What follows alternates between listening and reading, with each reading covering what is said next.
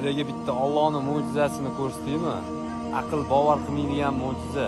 Bu asallarining o'zi mo'jiza, lekin uni ichida yana bitta zo'r mo'jiza bor. Qaranglar.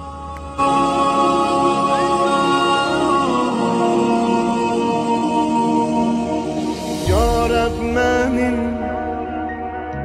kalbimi dindir, kalpte yani dilde bilmir. Kalbimde sen ey güzel Allah, Subhanallah, elhamdülillah.